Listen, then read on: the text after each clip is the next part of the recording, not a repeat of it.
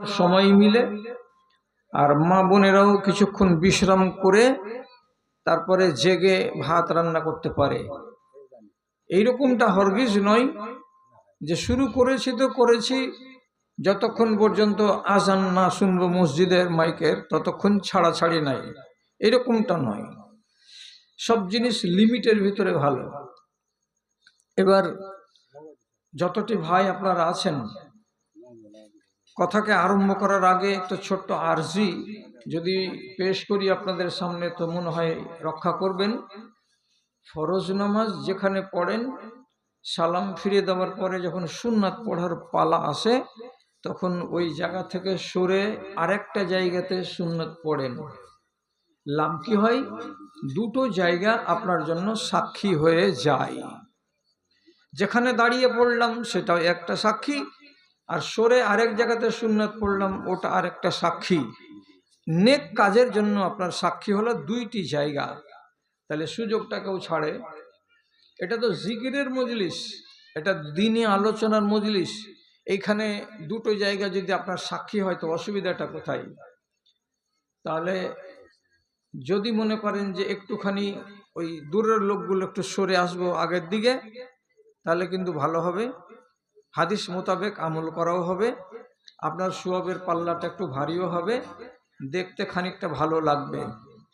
মানেন তো মানেন, তাছাড়া আর জোর কি করব আপনাদের উপরে? জোরাজোরি করার কিছু নেই। আল্লাহ রাব্বুল আলামিন বলছেন, ওই লোকটার চাইতে বড় জালেম দুনিয়াতে আর কে হবে? ওই লোকটার চাইতে বড় জালিম অন্যায়কারী আর দুনিয়াতে কে আছে, কে হবে? যে লোকটার সামনে আমার কথা বলা হলো, আমার আলোচনা করা হলো, আমি আল্লাহ কি চাই কি চাই না তার বর্ণনা দেওয়া হলো, এরা কান পেতে সবাই মিলে শুনলো, শোনার পরে কথাগুলোকে আনমনা করে দিয়ে পাশ কাটিয়ে নিজের যেটা চাল ছিল সেই চালেই থেকে গেল, একটুও বদল হলো না, যেমন ছিল তেমনই থেকে গেল। তাহলে এই লোকগুলো আমার কথা শোনার পরে যদি তার প্রতি সমর্থন জ্ঞাপন না করে, পাশ কাটিয়ে চলে যায় এবং নিজের মতো করে জীবন কাটায়, তাহলে এদের চাইতে বড় জালিম আর কে হবে এই দুনিয়ায়? এরা সব থেকে বড় জালিম। আর যারা হবে জালিম তারাই হলো অপরাধী, আর অপরাধীকে দেশের বাংলাতে বলে আসামি। আর যারা হবে আসামি, আল্লাহ তাআলা বলছেন, ওয়াইন্না মিনাল মুজরিমিনা মুনতাকিমুন, আমি যে কোনো আসামির কাছ থেকে বদলা চুকিয়ে নিব, ছেড়ে দিব না। হয় দুনিয়াতে বদলা চুকিয়ে নিব, আর না হয় আখেরাতে বদলা চুকিয়ে নিব। আমি যদি প্রয়োজন মনে করি তাহলে দুনিয়াতেই নিয়ে নিব, আর আমি যদি মনে করি যে এর বদলাটা আমি আখেরাতে নিব, তাহলে আমি আখেরাতে নিব। আমি কিন্তু অপরাধীকে ছেড়ে দিই না, ছেড়ে দিইনি। এইটা হলো আল্লাহ রাব্বুল আলামিনের ফরমান। এবার আপনারা আমার সামনে যতটি লোক বসে আছেন, আর ডান দিকে আড়ালে যে সমস্ত মহিলা মা খালারা বসে আছেন, উনাদেরকে বুঝাতে শুধু এইটুকু কথা বলছি, আল্লাহর কোরআনে আপনাকে কিছু করার কথা বলেছেন, এবং আল্লাহর কোরআনে কিছু এমন কথা আপনাকে বলা হয়েছে যেগুলো আপনি জীবনে করবেন না। এই কথাগুলো কি আপনাদের জানা নেই? এতটি মানুষ আপনারা বসে আছেন, বাড়ির পাশে এত বড় জুমা মসজিদ, এখানে সারাটা বছরে 52টি জুমার খুতবা হয়। প্রত্যেকটা খুতবা 25 মিনিট করে হয়। এক এক দিন এক একজন আলেম মিম্বারে উঠে আলোচনাগুলো করেন। কোনোদিন নমাজ, কোনোদিন রোজা, কোনোদিন হজ, কোনোদিন জাকাত, কোনোদিন পিতামাতার সেবা, কোনোদিন হালাল রুজি, কোনোদিন পর্দা হয়ে গেল। কখনো আবার আলোচনা হয় সুদের ভয়াবহতা, কোনোদিন আলোচনা হয় মদ এবং নেশার, কখনো আলোচনা হয় ব্যভিচারের, কখনো আলোচনা হয় বেপরদার, কখনো আলোচনা হয় মিথ্যা কথা বলার, কখনো আলোচনা হয় পরের মালকে লুটে পুটে খাওয়ার, কখনো আলোচনা হয় পিতা মাতার সঙ্গে অসৎ ব্যবহার করার, কখনো আলোচনা হয় তালাকের, বিবাহ এবং শাদীর। তাহলে আপনারা বলুন ইনসাফ করে যে কোনটা আল্লাহ চান আমার কাছে আর কোনটা চান না আল্লাহ আমার কাছে। এই কথাগুলো কি আমাদের জানা নেই? সব জানা আছে। আপনারা তো ভাগ্যবান ইনসান যে আপনারা আহলে হাদিস। হানাফিদের মসজিদে আপনি যাবেন তো জুমার নামাজে খুতবাতে কি হবে, এখানে কিতাব খুলে দেওয়া মৌলভী সাহেব আরবিতে 3, 4, 5, 6 লাইন পড়লো আর পড়ে টড়ার পরে খুতবা শেষ করে দিয়ে নামাজ পড়িয়ে আপনাকে বিদায় করে দিল। যেই লোকগুলো ছিল অশিক্ষিত, যারা খেটে খাওয়া দিন মজুর, শরিয়তের কোনো শ পর্যন্ত জানে না, তারা যেই তিমিরে ছিল সেই তিমিরেই থেকে গেল, কিচ্ছু শিখতে পারলো না। আর আপনাদের মতো মানুষগুলোকে শিখাবার জন্য বাংলাতে 25 মিনিট খুতবা দেওয়া হলো আর আপনাকে বুঝানো হলো, শিখানো হলো, আপনি জানুন এবং বুঝুন। তারপরে ইমানের হালাতটা কি, এর জবাব আপনাকে দিতে হবে। ইমানের হালাত অর্থাৎ আল্লাহ যেটা চাইছেন সেটা আমরা কতটুকু করছি, আর আল্লাহ যেটা চাইছেন না সেটা থেকে আমরা কতখানি দূরে থাকছি, এই হিসাবটা আপনাকে নিজেই খাড়ো করতে হবে। কি করে নিজে খাড়ো করব? খাড়ো তো আমরা করতে পারবো না। যদি হিসাব নিজের করতে না পারবেন তো কানে এটা শুনে রাখতে পারবেন তো কি, মা কি ছেলেকে শখ করে চড় মারে গালে? কোনোদিন জীবনে কোনোদিন কোনো মা নিজের ছেলেকে শখ করে মারে না। যখন ছেলে বেশি নাফরমান হয়ে যায় তখনই তার গালে থাপ্পড় পড়ে। আল্লাহ তাআলা কোরআন মাজিদের ভেতরে নানান রকমের আযাবের কথা উল্লেখ করে রেখেছেন। একটা নয়, দুটা নয়, তিনটা নয়, 10-10টা, 15-15টা, 20-20টা আযাবের কথা আল্লাহ তাআলা বলেছেন। এই আযাবগুলো কার জন্য বাপজানের আপনারা বলুন তো? গরু ছাগলের জন্য আযাব এগুলো? না, একদম জীবনে ভাববেন না কখনো যে গরু ছাগল ভেড়া কুকুর শিয়াল এগুলোর জন্য এগুলো আযাব। আল্লাহর কসম, একমাত্র এইগুলো আযাব হচ্ছে কার জন্য? ইনসানের জন্য এবং জিনেদের জন্য। শরীয়তকে পাওয়ার পর আমি আর আপনি যদি আল্লাহ তাআলার ইচ্ছা মতো জীবন না কাটিয়ে নিজের মতো করে জীবন কাটাই, কপালে লেখা আছে আযাব। আপনাকে ছেড়ে কথা বলবেন না আল্লাহ তাআলা। এক জায়গাতে কোরআনে লেখা আছে, ইউবাসসারুনহু লাউ ইফতাদি মিন আযাবি রাব্বিহিম ইয়াওমাইযিন বিবানিহি। চোখের সামনে দেখানো হবে এগুলো লোককে আল্লাহ রাব্বুল আলামিন আযাবে দিয়েছেন। কেমন আযাবে দিয়েছেন? কাল্লা ইন্নাহা লাযা নাযাআতান লিশাওয়া। এমন আগুনের আযাব দিয়েছেন যে তাদের শরীরের চামড়াগুলোকে ছিঁড়ে নেওয়া হয়েছে, উপড়ে নেওয়া হয়েছে। যেমন খাসিকে খালিয়ে, গরুকে খালিয়ে তার চামড়াকে খিঁচে নেওয়া হয়, টেনে নেওয়া হয়, এইরকম একগুলো মানুষকে রব্বুল আলামিন কিয়ামতের দিন আযাবে মুবতালা করেছেন।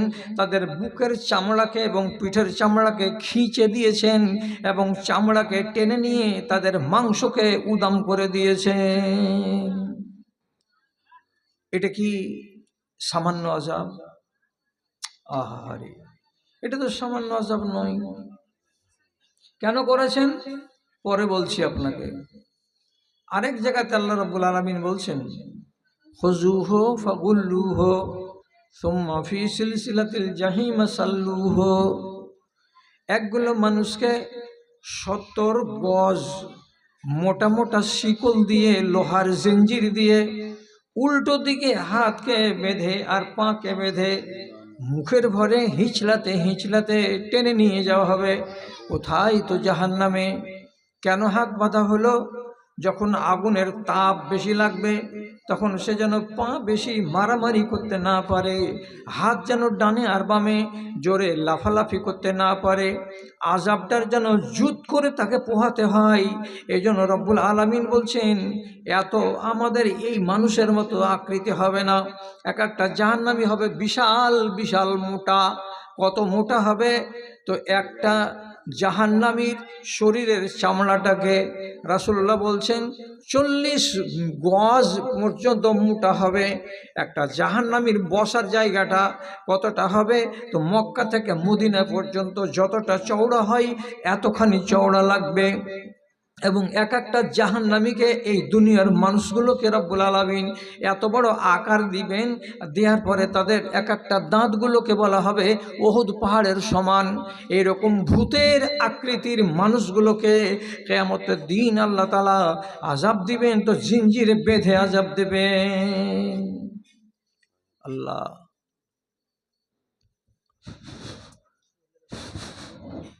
মানুষকে যদি মারে তা হাত পা নড়াচড়া করতে পেলে,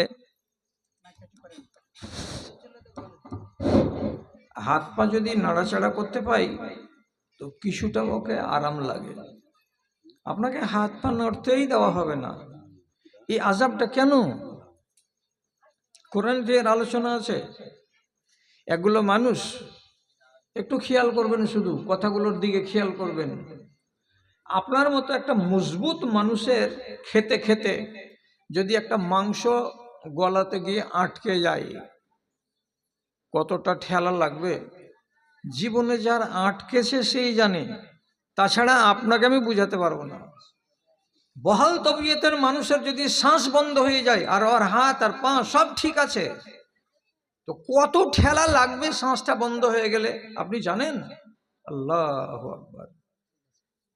খানার জন্য পেরেশান হয়ে জাহান্নামী খানা চাইবে, তো আল্লাহ তাআলা বলবেন যাও, এরা যখন খাবার চাইছে তো কিছু খেতে দাও। কি দিব যে আল্লাহ খাবার? তো রব্বুল আলামিন কোরআনে বলছেন ইন্না শাজারাতাজ যাকুম তাআমুন আসিম কাল মুহলি ইয়াগলি ফিল বুতুন। ধতুরার গাছে যেমন ফল ধরে কাটা কাটা, ঠিক এইরকম সাইজের জাহান্নামের আগুনে এগুলো ফল ফলবে, তার নাম হলো জাক্কুম। তাতে থাকবে বড় বড় কাঁটা। খিদার জ্বালা সামলাতে না পেরে একটা এই দুনিয়ার মুসলমান মানুষ যখন তাকে হাউ মাউ করে কামড়ে খেয়ে নিবে, ফলটাকে পেট ভরাবার জন্য খাবে, কিন্তু ললি পর্যন্ত এসে সেটা আটকে যাবে, নিচু দিকেও যাবে না, উপর দিকেও উগলাতে পারবে না, শ্বাসটা বন্ধ হয়ে যাবে। আপনি ভেবে দেখুন তো কতটা কষ্ট হবে। একে তো আগুনের জ্বালা, সারাটা শরীর পুড়ছে, তার উপরে অতিরিক্ত জ্বালা যে দমটা বন্ধ হয়ে আছে।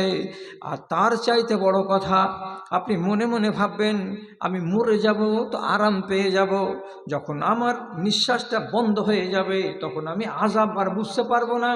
কিন্তু চরম সত্য কথা, একটাও জাহান্নামী 1000 বছর ধরে জ্বলতে গেলেও কেউ মরবে না রে দাদা, কেউ মরবে না, কেউ মরবে না, মরণ হবে না। এই এক আযাব। আল্লাহজি কি বলবো আপনাকে। একগুলো লোক বলবে আল্লাহ জাহান্নামে পুড়ে পুড়ে কয়লা হয়ে গেল ভিতরটা, একটু পানির ব্যবস্থা হবে না? যে মালিক পানি দাও, আল্লাহ পানি দাও, পানি দাও, একটু পানি খাই, নাড়ি ভুড়ি সব শুকিয়ে গেল। আল্লাহ তাআলা কোরআনে বলছেন ফালিয়াস্তাগীসু ইউগাসুহুম কালমুহলি ইয়াশবিল ওজুহ। আল্লাহ তাআলা ফেরেশতাদেরকে বলবেন, ফেরেশতারা এরা যখন পানি খেতে চাইছে এদেরকে পান করার জিনিস হবে, আর বলবে নাও পানিটা খাও, পানিটা খাও। তৃষ্ণার জ্বালায় হা করে সেটাকে পেটে ভরে নেবে। রব্বুল আলামিন অন্য জায়গাতে বলছেন এদিক দিয়ে পানিটাকে পান করবে আর তার মিনিট খানিক সময় নেবে না, ভিতরে যত নাড়ি ছিল, ভুঁড়ি ছিল, কলেজা ছিল, ফুলকা ছিল, সব জ্বলে পড়ে পানি হয়ে গিয়ে মলদার দিয়ে তৎক্ষণাৎ বেরিয়ে যাবে, একটাও পেটের ভেতরে থাকবে না। আল্লাহ, এ কোন আযাব! কত কঠিন এটা আযাব। আর একগুলো আযাবের কথা আল্লাহ তাআলার নবী বলছেন নিজের চোখে দেখতে পেলাম, দুই ফেরেশতা আমাকে রাতের বেলায় নিয়ে গেলেন এক বিশাল উঁচু পাহাড়ের উপরে। তো পাহাড়ের উপরে গিয়ে শুনতে পেলাম গরুর মতো চেঁচার আওয়াজ, চিৎকার আওয়াজ শুনতে পেলাম। চেঁচাচ্ছে, হা হা হা হা করে দূর দারাজ থেকে শোনা যাচ্ছে এই চিৎকার। কাছে গিয়ে দেখলাম কি হয়েছে এদের। তো আযাবটা কেমন, দুটা খুঁটিতে একটা বেড়া বাঁশ দেয়া আছে, আর বেড়া বাঁশের মাঝখানে কিছু কিছু মানুষের ট্যাঙে দড়ি দিয়ে পায়ের গোড়ালিটাকে বেঁধে দেওয়া হয়েছে, আর বাঁশের সাথে তাকে ঝুলিয়ে দেওয়া হয়েছে। মুখটা নিচু দিকে হয়ে আছে, আর সারা দিন সারা রাত তাকে ওইভাবে ঝুলিয়ে রাখা হয়েছে। চোখ দিয়ে মাঝে মাঝে রক্তের ফোঁটা পটপট করে ঝরে পড়ছে, নাক দিয়ে কিছু হালকা হালকা পানি এবং রক্ত মেশানো এগুলো টপ টপ করে পড়ছে, আর মুখ দিয়ে গোড়াল ভাঙার মতো করে রক্ত ঝরে ঝরে ঝরে ঝরে পড়ছে। আর তারা ওইভাবে চেঁচাতে আছে, পা খুলে দাও আল্লাহ, পা খুলে দাও। আর কতক্ষণ আমাকে এইভাবে উল্টোভাবে লটকিয়ে রাখা হবে, পা খুলে দেওয়া হচ্ছে না। এক ধরনের আযাব। আপনি ভেবে দেখুন, এবার যদি আমি আপনাকে বলি যে আযাবের এতগুলো কথা না বলে শর্টের উপর একটা জিজ্ঞাসা, যে এই আযাবগুলোতে কার কথা আসছে, কে এইগুলো আযাব পোহাবে? কোনো জিন আর কোনো ইনসান, একে বাদ দিয়ে আর কোনো কেউ আছে? কোনো জানোয়ার আছে? আল্লাহর কসম, দামাইপুরের লোক শিখে রাখুন, জিন এবং ইনসান ছাড়া আল্লাহর জান্নাতে কেউ যাবে না, জিন এবং ইনসান ছাড়া আল্লাহর জাহান্নামে কেউ যাবে না, কেউ যাবে না। আল্লাহর কসম খেয়ে বললাম, কেউ যাবে না। তাহলে আপনি কি নিশ্চিত করে বলতে পারবেন যে আমার কপালে কি আছে? আমি জান্নাত পাবো না আমি জাহান্নাম পাবো? যদি আপনার ভেতরে এমন কোনো বদ চলন থাকে, যেই বদ চলনটাকে আপনি মুছে নিতে পারেননি আপনার গা থেকে, তাহলে আপনাকে আযাবের মুখে পড়তে হবে। কোনটা আযাব ভাগে পড়বে আমি তা জানি না, তবে এতটুকু বলে দিতে পারবো যে একগুলো আযাবকে আল্লাহ তাআলা নির্দিষ্ট করে দিয়েছেন কিছু মানুষের জন্য। যেমন আপনাকে বলি একটা আযাব, মানুষ একটা বহাল তবিয়তের, কি হচ্ছে, নদীতে সাঁতার দিতে দিতে আসছে, কিনারাতে এসে খাড়ো হচ্ছে, বড় একটা পাথর দিয়ে আল্লাহর এক ফেরেশতা তার মাথাতে দম করে মারছে, আর যেমনি মারছে 7 টুকরো হয়ে যাচ্ছে মাথাটা, চারিদিকে এদিক ওদিক হয়ে যাচ্ছে। তারপরে আল্লাহর ফেরেশতা যে পাথরটা দিয়ে মারলো, সে পাথরটাকে কুড়াতে গেল, কুড়াতে গিয়ে ওকে 1 মিনিট টাইম লাগলো কুড়িয়ে আনতে। পাথরটাকে কুড়িয়ে আনতে নাই, আর ওই 7 টুকরো মাথাটা তার আবার গোটা হয়ে গেছে। যেমনি গোটা হয়ে যাচ্ছে মাথাটা, আবার দিচ্ছে খুব জোর করে মাথাটাকে ঠুকে, 10 টুকরা হয়ে চারিদিকে মগজগুলো ছিটে ছিটে যাচ্ছে, আর এই সিলসিলা চলতেই আছে। জিজ্ঞেস করা হলো নবীজিকে, এই আযাবটা কার? ইউসলাগু রাসাহু ইয়াউমাল কিয়ামাতে, যার মাথাটাকে এমনি করে চুরমার করে দেওয়া হচ্ছে, এরা কারা? তো রাসূলুল্লাহ বলছেন, হুমুল্লাযীনা ইয়ানামুনা আন সালাতিল ফজরে, যে লোকগুলা ফজরের নামাজকে ছেড়ে দিয়ে নাকে তেল দিয়ে বাড়িতে বসে শুয়ে শুয়ে ঘুমাতো, এমন মানুষগুলোকে এটা আযাব দেওয়া হয়েছে। আচ্ছা, এটা তো নির্দিষ্ট হয়ে গেল। এখন আপনি বলুন, এর আগে যদি শুনে না থাকেন তো আজকে তো শুনলেন। এবার আর একটা কথা বলি, আপনি যদি নিজের ঈমানটাকে তাজা করতে চান, তাহলে কোরআন আর হাদিসের কথা শুনুন, এর বাইরের কথা নয়। একটা লোক আবেদ দিনদার মরে গেছে, কবর দেওয়া হলো, কবরে আল্লাহ তাআলা বলে পাঠালেন ফেরেশতাদেরকে যে এর হিসাব নিকাশ করার আগে একে 100 কোড়া আগে পিটো, তারপরে হিসাব হবে। 100 কোড়া মারো, তারপরে হিসাব হবে। ফেরেশতারা এসে বললেন, তোমাকে 100 কোড়া মারা হবে। লোকটা কাকুতি মিনতি করে বলছে, আমি তো নামাজ পড়া লোক ছিলাম, রোজাদার ছিলাম, আমাকে মারিও না ভাই, তোমরা 10 কোড়া কমে গেলে 90 হলো, 90 মারবো। আবার বললো যে আমি তো দানকারী ছিলাম, আমি তো সত্যবাদী ছিলাম, আমাকে মারিও না ভাই। 10 কোড়া কমিয়ে তাকে 80 কোড়া করা হলো। এই করে কমাতে কমাতে কমাতে কমাতে শেষের বেলায় রব্বুল আলামিন বলে পাঠালেন 99টা কোড়া তার মাফ করে দেওয়া হলো, কিন্তু একটা কোড়া তাকে মারতেই হবে, এটা ছাড়া হবে না। একটা কোড়া মারা। এবারে একটা কোড়া মারার যখন হলো তো লোকটা কি করবে, তো কবরে মেরে দেওয়া হলো এক কোড়া। যেমনি জোর করে তার মাথার উপরে কোড়া মারা হলো, দুম করে একদম, আল্লাহু আকবার। কবরের ভেতরে আগুন জ্বলে গেল, সব কিছু পুড়ে ছাই হলো, কাফনও গেল, পাটাতনও গেল, কাফন টাফন আর যত কিছু ছিল সব চলে গেল, পুড়ে ছাই হয়ে গেল। লোকটার গাগুলো পর্যন্ত কালো কালো হয়ে গেল। আগুন যখন নিভালো তখন লোকটা শান্ত কণ্ঠে ফেরেশতাদেরকে জিজ্ঞেস করে বলছেন, লেমা জাল্লাতুমুনি, তোমরা যে আমাকে মারলে একটা কোড়া, হিসাবের আগে কিসের জন্য আমাকে কোড়াটা মারলে? আমার অপরাধটা কি ছিল ভাই? কি ভুল করেছিলাম আমাকে কোড়াটা মারা হলো? ফেরেশতারা জবাব দিলেন, জবাবটা শুনেন, ইন্নাকা সাল্লাইতা সালাতান বিগাইরি তাহুরিন, তোমার ভুল আছে দুইটা ভুলের কি কি? একটা হলো তোমার বাড়ির দরজাতে একদিন একটা ফকির এসে ক্ষুধার জ্বালা নিয়ে বলছিল, দুটো আমাকে দানা দাও, তুমি দানা না দিয়ে পাশ কাটিয়ে পালিয়ে গেছিলে, এটা এক।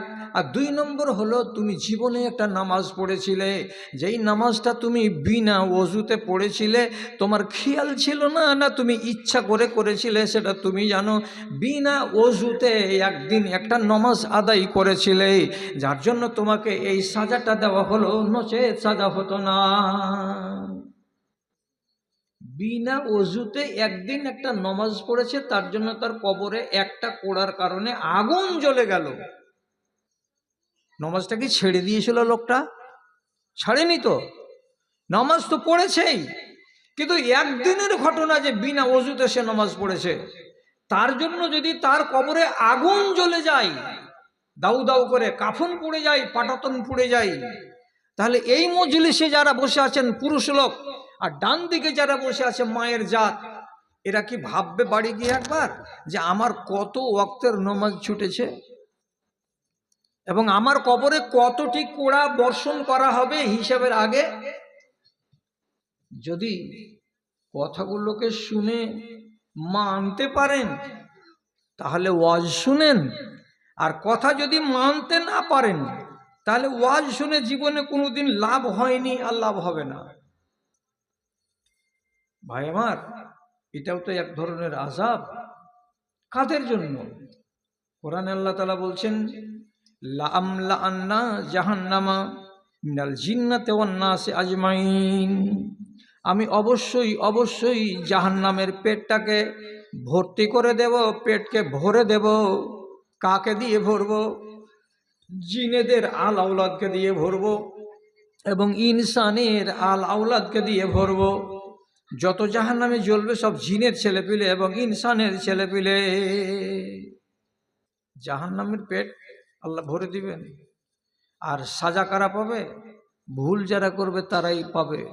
ভুল যদি থেকে কবরে যান তাহলে সাজা অবধারিত, আর ভুল যদি ঘাট থেকে নামিয়ে কবরে যেতে পারেন তাহলে আলহামদুলিল্লাহ, আপনি নিস্তার পেয়ে গেলেন।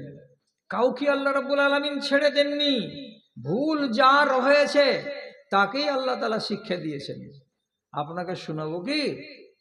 একটি মাত্র ভুলের কারণে, মাত্র একটি ভুলের কারণে আল্লাহ রাব্বুল আলামিন ফেরেশতাদের সর্দার, কোটি কোটি মিলিয়ন মিলিয়ন ফেরেশতাদের সর্দার ইবলিস শয়তানকে আল্লাহ তাআলা বিশাল বড় একটা চেয়ার দিয়েছিলেন, সম্মানের চেয়ার।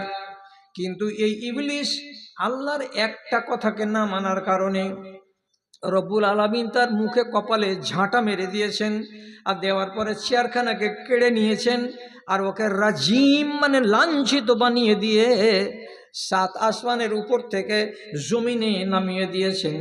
আর সারা দুনিয়া কোন এই শয়তান ঝাঁটা খেয়ে বেড়ায়। আর ঝাঁটা খাবে আর না খাবে আপনি ভালো করে বুঝেন। পৃথিবীতে যত মুসলমান আছে সবাইকে বলা হয়েছে তোমার কাজ হলো ইবলিস শয়তানের মুখে জুতা মারা। মারেন না? মনে পড়ে না? মানেন না? মনে পড়ে না তো মনে পড়িয়ে দিচ্ছি আমি। বাইদ বাণী যখন পড়া হলো, তারপরে আপনাকে এবার নমাজে দাঁড়িয়ে বিসমিল্লাহির রহমান আউযুবিল্লাহিস সামিউল আলিম মিনাশ শাইতানির রাজিম বিসমিল্লাহির রহমানির রহিম, তারপরে কোরআন তেলাওয়াত শুরু হবে। তাহলে একজন মুসলমান নমাজে দাঁড়াবে তো কোরআন তেলাওয়াত শুরু করার আগে তার পয়লা নম্বর কাজ হলো ইবলিসের মুখে জুতা মারা। আপনারা এইরকম করে নামাজ পড়েন না? আউযুবিল্লাহিস সামিউল আলিম মিনাশ শাইতানির রাজিম বিসমিল্লাহির রহমানির রহিম আলহামদুলিল্লাহি রাব্বিল আলামিন। এখনকার মুসলমানগুলো তো হলো সব পোকা লাগা মুসলমান, অতগুলা কিছু জানে কি জানে না, গেল আল্লাহু আকবার ইমামের সাথে দাঁড়িয়ে গেল, বাইদ বাণী পড়লো কি বলে না আলহামদুলিল্লাহি রাব্বিল আলামিন, কোনো রকম বাদ দিয়ে কিছু গাড়ার মারার ওলাদ দললে না। নিয়ম হলো আগে ইবলিসের মুখে জুতা মেরে বিসমিল্লাহ বলে কোরআন পড়া। তাহলে কত বড় সাজাওয়ার উপরে পড়েছে আল্লাহর একটা হুকুম মানেনি বলে। একটা আদেশকে আল্লাহর অমান্য করার কারণে কত বড় সাজা পড়লো যে কিয়ামত পর্যন্ত ওর কপালে জুতা চলতেই আছে, পড়তেই আছে। ওকে আল্লাহ ছেড়েছে কি? আল্লাহ তাআলা আদম আর হাওয়াকে মাপ দেননি? ওরা ভুল করেছিল। আল্লাহ বললেন গাছের তলায় যেও না, এরা বুঝলো না, গাছের তলায় গেল, ফল পাড়লো, ফল খেলো, আর যেমনি ফল পেড়ে ফল খেলো আল্লাহ নিষেধটাকে মানলো না, সাথে সাথে তাদের গা থেকে জান্নাতি পোশাক খসে পড়ে গেল। আর দুটাই পূর্ণাঙ্গ মানুষ, 60 গজ হাত লম্বা লম্বা দুজনই, 60 গজ হাত লম্বা, এত বড় দুজন মানুষ জান্নাতি ছিল। দুজনের গা থেকে সমস্ত কাপড় খসে পড়ে গেল, 1 ইঞ্চি রইল না, আর দুজনই নাঙ্গা। আল্লাহ কোরআনে কি বলছে? তফেকা ইয়াকসিফানি আলাইহিমা মিন ওয়ারাকিল জান্নাতে, জান্নাতের বড় বড় পাতাওয়ালা গাছ থেকে 2-4টা করে পাতা পেড়ে, যেমন সেগুন গাছের পাত বড় বড় হয়, এমন পাতাগুলোকে পেড়ে হযরত আদম আলাইহিস সালাতু ওয়াস সালাম একটাকে আরেকটার সঙ্গে জোড় দিয়ে নিজের সতরটাকে ঢেকেছেন, আর মা হাওয়া অমনি করে নিজের সতরটাকে ঢেকেছেন, আর 2টা পাতা দিয়ে নিজের বুকের সামনটাকে ঢেকে রেখেছেন। আল্লাহ বলছেন আমার দেওয়া কাপড়গুলো কই? আমি যে জান্নাতি কাপড় দিয়েছিলাম কাপড়গুলো গেল কোথায়? তোমার গায়ের পাঞ্জাবি কই, পায়জামা কই, গেঞ্জি কই, টুপি কই, তোমার শাড়ি কই, তোমার সায়া কই, তোমার ব্লাউজ কই? দুজন মুজলুম হয়ে থাকছে। কেন? হিসাব গোলমালি দিয়েছে যে আল্লাহ তুমি নিষেধ করেছিলে একটা কথা, নিষেধটাকে মানিনি, যখন মানিনি সাথে সাথে আমাদের উপরে আযাব চলে এসেছে। কি বলেছিলেন আল্লাহ? ওই গাছের তলায় যেও না, গাছের তলায় যেও না, ফল খেও না। একটা নাকে না মানতে পারার কারণে আল্লাহ তাআলা তার নবীকে ছেড়ে দিলেন না, আযাবে গ্রেফতার করলেন। তাহলে আপনাকে আমি সামনে বসিয়ে বলছি, দাদা আমার, আল্লাহর আদেশ কতটি আছে, আপনি কয়টা মানেন? আল্লাহর নিষেধ কতটি আছে, আপনি কয়টা মানেন? অঙ্ক করে দেব? অঙ্ক করে মেয়েদের পক্ষ থেকে?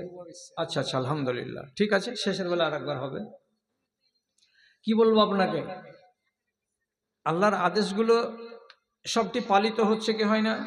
আমি মেসাল উদাহরণ দেওয়ার জন্য বলছি। কি আপনারা রোজার মাসে খানা খাবেন না, আর কোনো মহিলা খানা বানিয়ে দিবে না। রোজার মাসে রোজা ছাড়া লোক আছে না নাই? আছে। যদি না আছে তো বিসমিল্লাহ হোটেলে গরুর গোশত দিয়ে ভাত, শামসিতে সারা দিন দমদম করে হোটেল চলছে। আপনারা আমাকে মাপ দিয়েন, ওই গরুর মাংস দিয়ে ভাত কি কোনো গায়ের মুসলিম খেতে যাচ্ছে? না, সব মুসলমানের বাচ্চা যাচ্ছে। তাহলে মুসলমানের বাচ্চারা যে এইভাবে রমজান মাসে আল্লাহর আদেশকে অমান্য করছে, তো এদের উপরে কি আল্লাহর আযাব আসবে না? যদি দুনিয়াতে না আসে তো আখিরাতে আসবে। জি, রসুলের কথাটা আপনাকে বলিনি যে ট্যাঙে দড়ি দিয়ে উল্টো করে লটকিয়ে রেখেছেন একগুলো লোককে, তো রসুল বললেন এই লোকগুলোকে এটা সাজা দেওয়া হয়েছে, এরা অপরাধ কি করেছিল? তো আল্লাহ রাব্বুল আলামিনের পক্ষ থেকে জবাব দেওয়া হলো কি যে এরা হলো রমজান মাসে রোজা ছেড়ে খানা খাওয়া লোক, এই জন্য আল্লাহকে এদেরকে ট্যাঙে দড়ি দিয়ে ঝুলিয়ে রেখেছেন। বেশ, আরো শোনেন, আল্লাহ তাআলা বলছেন যদি সমাজে মোড়ল না থাকে সমাজের পিঠ শির দাঁড়া ভেঙে যাবে। মোড়ল যদি না থাকে তো গাঁ ঠিকঠাক হয়ে চলবে না। একটা মোড়লের আন্ডারে আছে গোটা গ্রামের মানুষ, ও যদি ইচ্ছা করে তো গ্রামটাকে নমাজি বানাবে, আর যদি ইচ্ছা করে তো গ্রামটাকে সুদখোর আর মদখোর বানিয়ে রেখে দেবে। তো যখন একটা মোড়লের এত বড় পাওয়ার আর এত বড় দায়িত্ব, তাহলে সেই মোড়লকে কতখানি ইমানদার হতে হবে এটা একবার আপনাকে দেখতে হবে। আপনি যে বসলেন, আর আপনি না হলে বিয়ে পড়া চলবে না। আপনি এলেন তো এবার বিয়ে পড়ার কাজ আরম্ভ হলো। আপনি জানছেন যে মুহসিনের ছেলে আবুল কালামের বিয়ে হচ্ছে, অমুক জায়গা থেকে এসেছে এখানে বরযাত্রী, তো এই ছেলেটাকে এই বাড়ির লোক অগ্রিম 2.5 লক্ষ টাকা যৌতুক দিয়েছে, তারপরে এই ছেলেটা এই বাড়িতে বিয়ে করতে এসেছে। তো বোনের বিয়েতে আপনি মোড়ল হয়ে বসলেন কেন? যেই গ্রামের মৌলভী সাহেবটা বিয়ে পড়াতে গেল, এই মৌলভী সাহেবটা যদি কানে শুনে থাকে তো বোনের বিবাহটাকে ইজাব কবুল করাতে গেল কেন? আপনি কি বিয়েটাকে বয়কট করতে পারলেন না? আপনি যদি উঠে যেতেন, তোর বেটির বিবাহে আমি থাকবো না, তখনও চট করে বলতো চাচা যাইছো কেন, কি দোষ, তো তুই কেন নিয়েছিস এরকম করে হারাম টাকা, আর হারাম টাকা নিয়ে বিবাহ করবে আর তার আমি সাক্ষী থাকবো, এ কাজ হবে না। তাহলে আপনার গ্রাম ভালো হবে। আর আপনি বলছেন যে না ওইগুলো আমার দেখার বিষয় নয়, 10 কেজি বাতাসা বিলাতে বিলাতে 7 কেজি বিলানো হবে, 3 কেজি ভাগ তো আমার আর সর্দারের, ওগুলা দেখার দরকার কি? 400টা পান এনেছে, 200টা খরচ হবে, 200টা আপনারই, আমার ওগুলা দেখার দরকার কি? এতটি সুপারি পাবেন অসুর, আর 2খান খড়ের টুকরা পাবেন অসুর, তারই লোভে আপনি একটা হারাম জিনিসকে বোবা শয়তানের মতো বসে বসে বরণ করে নিচ্ছেন।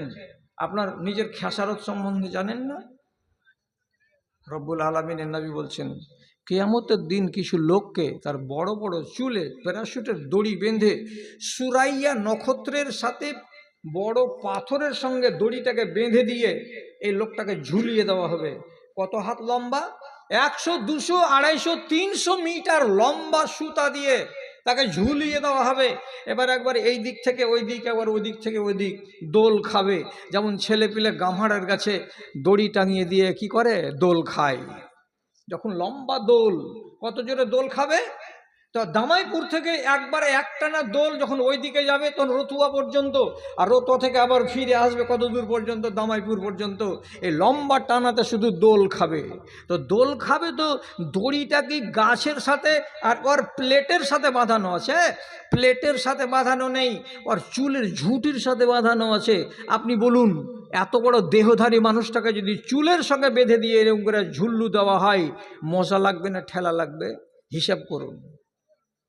দিবে যখন এইরকম করে দোলনা, তখন ওইখান থেকে চাচাবে আর বলবে, চাচাবে আর বলে, 1জন লোক আর 2জন লোক, কত হাজার হাজার মানুষ এইরকম পাওয়া যাবে যারা চিৎকার করবে, ইয়া লাইতানি মা উল্লি তো হাজা, ওরে আমার বদনসিবি, ওরে আমার কপাল, আমি কিসের জন্য দুনিয়াতে মোড়ল হয়েছিলাম, আমি কিসের জন্য দুনিয়াতে গ্রামবাসীদের মালিকানাটা কাঁধে নিয়েছিলাম। আমি মোড়ল হয়েছিলাম, কিন্তু আমার দ্বারাই মোড়লি ন্যায্য মোড়লি হয়নি, যার কারণে নাইনসাফি হয়েছে বলেই আল্লাহ রাব্বুল আলামিন আমাকে কঠিন শাস্তি দিয়েছেন। কতদিন ঝুলতে হবে আল্লাহ? তো রাব্বুল আলামিনের পক্ষ থেকে আওয়াজ আসবে, যতদিন পর্যন্ত তোমার গুনাহের কাফারা না হয়ে যাবে অতদিন পর্যন্ত তোমাকে এইভাবেই ঝুলাতে থাকা হবে। কেন মানছেন না? কেন আপনারা কি কে ওয়াজ করবে? ইংল্যান্ড থেকে লোক এসে ওয়াজ করবে?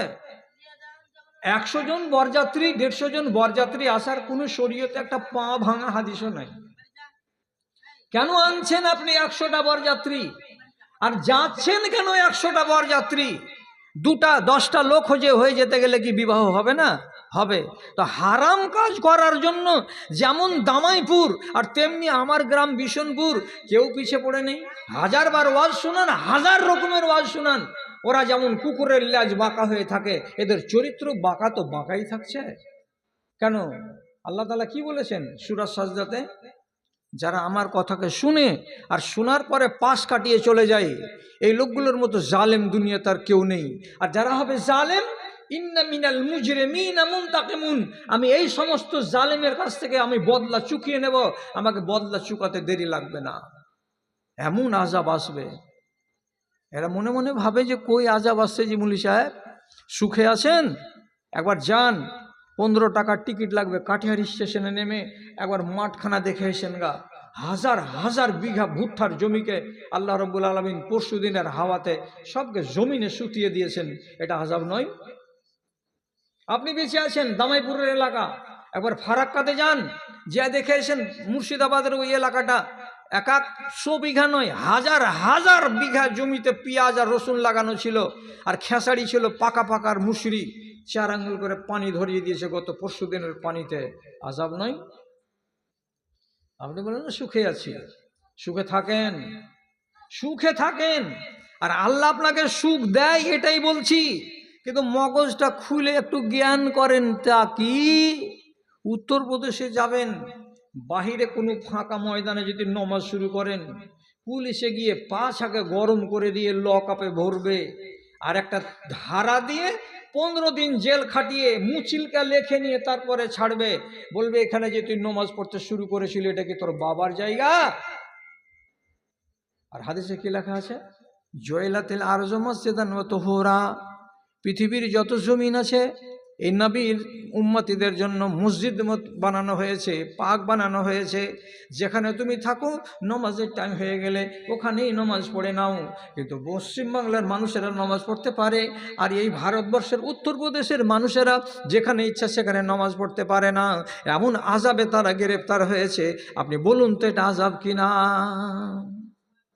জি, আসামে আইন হয়েছে কি মুসলমানেরা জমি হিন্দুদের কিনতে পারবে না, কোনো হিন্দু মুসলমানের কাছে জমি বিক্রি করবে না।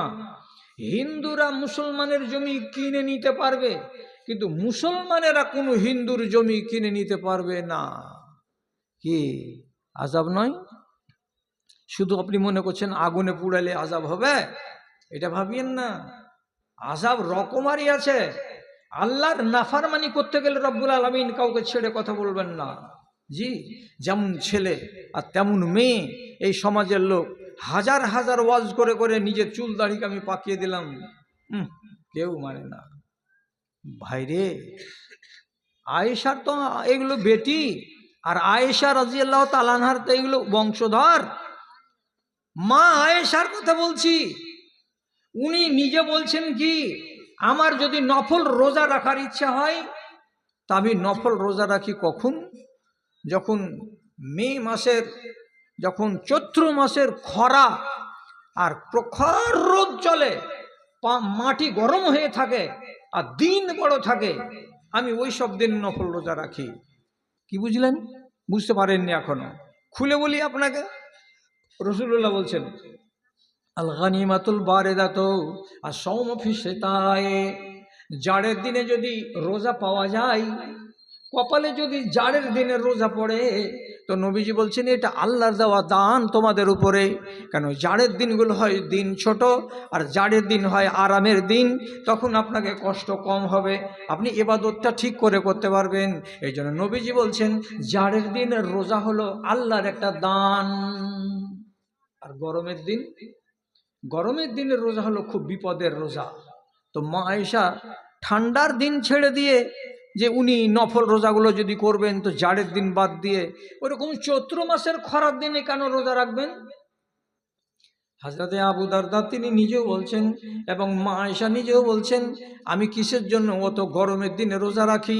এই জন্য তিনি বলছেন যে বাজারে যেটা সস্তা জিনিস সেটা সবাই কিনতে পারে, আর যেটা আকরা জিনিস সবাই কিনতে পারে না। আকরা জিনিস 2-4-5টা লোক কিনবে, আর সস্তা জিনিস তো সবাই কিনতে পারবে। আল্লাহর জান্নাতটা হলো বড্ড দামি জিনিস। আল্লাহর জান্নাতের উচ্চ মান যদি নিতে হয়, আল্লাহর হায়ার র্যাঙ্কের জান্নাত যদি পেতে হয়, তার মানে দামি মাছ যদি কিনতে হয়, ইলিশের মাছ যদি কিনতে হয়, তো যেমন কিছু কিছু লোক পারবে, সব লোক পারবে না, তেমনি আল্লাহর হায়ার র্যাঙ্কের জান্নাত যদি নিতে হয়, তো তাহলে কিছু কিছু লোকেরাই পারবে। যারা নিজের নফসের উপরে বেশি বেশি করে কষ্ট করবে তারাই পারবে, আর যারা নিজের নফসের উপরে কষ্ট দেবে না তারা জীবনে কোনোদিন হায়ার র্যাঙ্কের জান্নাত পাবে না। ওই জন্য ঠান্ডার দিনকে বাদ দিয়ে আমি গরমের দিনে নফল রোজা চালাই। আল্লাহ, কোন কথা আপনাকে শুনেলাম, আর আপনি এটা শুনে কি ভাবছেন আর কি বলছেন আমি তা বুঝতে পারছি না। বাবারে, যে হিসাব করবেন না আপনার আয় আর ব্যয়, আমি কতটি ভালো করছি আর আমি কতটি মন্দ করছি, এই কথাগুলো কি আপনাকে হিসাব করতে হবে না? করতে হবে। হিসাব করলে মানুষের লাভ লস মানুষ জানতে পারবে। আর যদি আপনি আপনার আমলের হিসাব করেন, তাহলে আলহামদুলিল্লাহ আপনাকে বলছি আপনার পাপ কমবেই কমবে, কমবেই কমবে। আপনি যদি প্রত্যেক দিন রাতের বেলায় বা 2 দিন 4 দিন পর পর নিজের আমলের হিসাব করেন। তো কেমন হিসাব করব আমি? বৃহস্পতিবারের হাটের দিন কাকে ঠকেছি, ইন্নালিল্লাহ, কেন ঠকলাম? রসুল যে বলেছেন কেউ যদি আমার উম্মতিকে ফাঁকি দেয় সে আমার উম্মতি নয়, তাহলে আমি তো রসুলের উম্মত থেকে খারিজ। কোনো মহিলা সে যদি কি করে, বেপর্দা হয়ে বাড়ি থেকে বের হয়, বাড়ি থেকে যদি বেপর্দা হয়ে বের হয়, তো রসুলুল্লাহ বলছেন শয়তান যেমন বাড়ি থেকে বের হওয়ার সময় বেপর্দা নারীর আকৃতি ধারণ করে, ওই শয়তানটা হলো এই শয়তান যে রমণী নিজের সৌন্দর্য দিয়ে মানুষকে মুসিবতে ফেলবে বলে নিজে সুন্দর করে সেজে আর গুজে বেপর্দা হয়ে বাড়ি থেকে বেরিয়েছে। একে যেই দেখবে তার ঈমান যাবে, আর ওরও ঈমান যাবে, আর যে ঈমানটা নষ্ট করাচ্ছে তারও ঈমান যাবে। তাহলে এটাকে শয়তানের সঙ্গে তুলনা করা হয়েছে। কেন কোনো নারী ভাবে না, লাল ঠোঁট করে নিলাম, লিপস্টিক লাগিয়ে আর সুন্দর শাড়ি পরে নিলাম, আর নামার পরে মাথাকে খোলা রেখে দিয়ে বাড়ির থেকে কেন বের হলাম, কেন বের হলাম বাড়ি থেকে? তাহলে এই কথা যদি ও না ভাবে তাহলে কি করে তার ঈমান ঠিক থাকবে? আর যদি ভাবে তাহলে পরে তার ঈমান ঠিক থাকবে। কেন থাকবে? আমি যদি পাপকে ঘাড়ে নিয়ে মরি তো আমার কল্যাণ নেই। আর যখন নিজের হিসাব নিজে করবে তখন কিন্তু ঠিক থাকবে যে আল্লাহ আমি নেকির পাল্লাটাকে ভারী করি আর পাপের পাল্লাটাকে আমি কমাই। এ কথাটা আপনার মগজে আসবেই আসবে। সাহাবায়ে কেরাম হিসাব করতেন। কেমন হিসাব আপনাকে একটা বুঝাচ্ছি, শুধু বুঝাবার জন্য হাদিসটা বলছি। একজন সাহাবী মসজিদে নববী থেকে তার বাড়িটা ছিল দূরে দূরে, আর 5 ওয়াক্তের নামাজে বেচারি হেঁটে আসতো মসজিদে নববীতে। একদিন আবু আইয়ুব আনসারী বলে এক সাহাবী, উনি পরামর্শ দিয়ে বলছেন, কি পরামর্শটা? লাউ ইশতারাইতা হিমারান তারকাবহু ফি জালমায়ে ওয়া জালফায়ে। ও ভাইজান, আপনি যদি একটা খচ্চর কিনে নেন কিংবা একটা গাধা কিনে নেন, তো গাধাটা কিনে নিয়ে বাড়ি থেকে যদি গাধার পিঠে চড়ে মসজিদে নববীতে নামাজ পড়ার জন্য আসেন, তো গরমের দিনে আপনার পাটা পুড়বে না, আর জাড়ের দিনে আপনাকে ঠান্ডাটা কম লাগবে। এটা লাভ হবে আপনার। এই জন্য বলছি, খালি পায়ে রোজ রোজ হেঁটে মসজিদে না এসে আপনি একটা খচ্চর কিংবা গাধা কিনে নেন আর ওতে চড়ে নামাজ পড়তে আসেন, তো এটা বড্ড ভালো হবে। আবু আইয়ুব আনসারীর কথাটা শুনে লোকটা বলছে, তুমি আমার সুখের হিসাব করেছ, এতে সুখ হবে? আমি সুখের হিসাব করিনি, আমি আমার নেকির হিসাব করেছি। হিসাব করিনি এমন কথা নয়, তোমার হিসাবের সাথে আমার হিসাব মিলবে না। আমার হিসাব হলো আমি কোনটে ফজিলত বেশি পাবো তা দেখেছি, আর তুমি হিসাব করেছো কি যে আমার আরাম হবে কোনটা পথ করতে গেলে তা তুমি দেখেছো। আমার আরামের দরকার নেই, আমার নেকির দরকার আছে। তো কেন ভাই, এতে লাভ কি হবে আপনার? তখন তিনি বলছেন, নবীজি বলেছেন লেকুল্লে খুতওয়াতিন হাসানাতুন। আল্লাহ রাব্বুল আলামিন নবী বলছেন, একটা নামাজি মানুষ বাড়ি থেকে যখন নামাজের উদ্দেশ্যে বের হবে, তো যতবার পা উঠাবে ততবার তার প্রত্যেকটা কদমে কদমে একটা করে দরজা উঁচু করা হবে, আর একটা করে পাপ তার মুছে দেওয়া হবে। তো আমার বাড়ি থেকে যদি 150 ধাপ আমাকে মসজিদ পর্যন্ত আসতে হয়, তো যাবার বেলাতে 150টা আমার নেকি উপর দিকে উঠলো, আর 150টা পাপ আমার খাতা থেকে মুছে গেল। তেমনি যাবার বেলাতেও 150টা নেকি আমি পাবো, আর 150টা গুনাহ আমার নষ্ট হবে। এই জন্য আমি পায়ে হেঁটে হেঁটে আসি, দূর থেকে আসি, ঘোড়ার পিঠে চড়ে আমি আসি না। বলো তো আমার হিসাব ঠিক আছে না তোমার হিসাব ঠিক আছে? বুঝা গেল এই লোকটার হিসাব কেমন, আর আপনি আর আমি এটা আমরা হিসাব করছি কেমন? এটা তো দেখা দরকার ভাইজান আর আমার দাদারা আর আমার ভাইয়েরা। ঘাড় থেকে বোঝাটাকে আপনি নামিয়ে নেন। নামিয়ে যদি নিতে চান তাহলে তার একটাই মাত্র পথ, আপনাকে সব ছেড়ে সব ভুলে আল্লাহ তাআলার সামনে মাথাটাকে নিচু করে নিজের ভুলটাকে স্বীকার করতে হবে যে হ্যাঁ আমি একটা অপরাধ করেছি, মাবুদ তুমি আমাকে ক্ষমা করো। বড় কথা বললাম কি? কোনো ঝামেলার কথা বললাম কি? পাপ করবেন, পাপ করার পরে পরে আপনি বলবেন আল্লাহ আমাকে মাফ দাও। সাহাবীদের চরিত্র ছিল এটাই। ভুল হয়ে যাচ্ছে মাঠে আর দৌড়ে আসবেন নবীজির কাছে, আল্লাহ রসুল এই ঘটনা ঘটে গেছে, আপনি বলুন কি করবো আমি? তো আপনার দ্বারা যে ভুল হচ্ছে, আপনার যুগে কি নবী আছে? আর নবী নেই। আপনাকে নিজে নিজে এই কথাগুলোকে শিখে নিয়ে কাজ করে বসতে হবে যে আমি ভুল করেছি, আমার ভুলটাকে যদি আমাকে মার্জনা করাতে হয় তোমাকে কি করতে হবে? শুধু কাজ হলো এই ভুলটাকে আপনার ঘাট থেকে নামাবার জন্য মুখ দিয়ে ইস্তেগফার করা, এছাড়া দুনিয়াতে আর কোনো ওষুধ নেই। এর ইস্তিগফার কাকে বলে? ইস্তিগফার কাকে বলে? আল্লাহর কাছে ক্ষমা চাওয়া। তো ক্ষমা চাওয়া আপনি বাংলাতে যদি বলেন আল্লাহ তুমি আমাকে ক্ষমা করো, কালকে মঙ্গলবারের দিন আমার দ্বারা একটা বড় ভুল হয়েছে, এটা তো হবে। কিন্তু দুধে যেটা স্বাদ আছে ঘোলে ওই স্বাদ পাওয়া যাবে না। আপনি যদি ঘোলের স্বাদ মিটাতে চান তো বাংলাতে বলেন, আর যদি আপনি বলেন দুধ খেয়ে দুধের স্বাদ মিটাবো তাহলে আপনাকে ভালো করে আরবিতে বলতে হবে। আল্লাহর কাছে মাপ চাইতে গেলে কি বলতে হয়? ছোট করে আস্তাগফিরুল্লাহ নিয়ত করেন আর বলেন আস্তাগফিরুল্লাহ, তাহলে আল্লাহ মাপ দেবে। আর যদি বলেন এর থেকে বড় করে, তাহলে বড় করে বলেন আস্তাগফিরুল্লাহ রব্বি মিন কুল্লি যামবিন ওয়া আতুবু ইলাইহি, তাহলে আল্লাহ রাব্বুল আলামিন আরো বেশি খুশি হবেন। যদি বলেন আরো বেশি করে আল্লাহ তাআলাকে রাজি করার উদ্দেশ্যে ইস্তেগফার করব, তো তার জন্য বলতে হবে কি আস্তাগফিরুল্লাহ আল্লাযী লা ইলাহা ইল্লা হুয়াল হাইয়ুল কাইয়্যুম ওয়া আতুবু ইলাইহি। এই কথাগুলো যদি বলা যায়, রব্বুল আলামিন বলছেন আমার বান্দার উপরে আমি রাজি হয়ে যাই, আমি খুশি হয়ে যাই, এবং তার যেটা পাপ থেকে থাকে সেটাকে আমি মুছে দিই, একবারে পানির মতো করে ধুয়ে সাফ করে দিই, তার গায়ে কোনো পাপ লেগে থাকে না। বলতে অসুবিধা আছে? পাপ করবেন আর পাপটাকে ঘাট থেকে নামাতে পারবেন না, এটা কি ধরনের কথা? আমি সাহাবীদের কথা আপনাকে বলছি, খেয়াল করুন কথার দিকে। খেজুরের বাগানে কোদাল দিয়ে দিয়ে গাছগুলোকে চালাচালি করছে এক সাহাবী, শুনেন। এই চালাচালি খুঁড়াখুড়ি করে গাছের গোড়াগুলোতে পানি টানি দিবেন যে আগামীতে ফল ভালো হবে।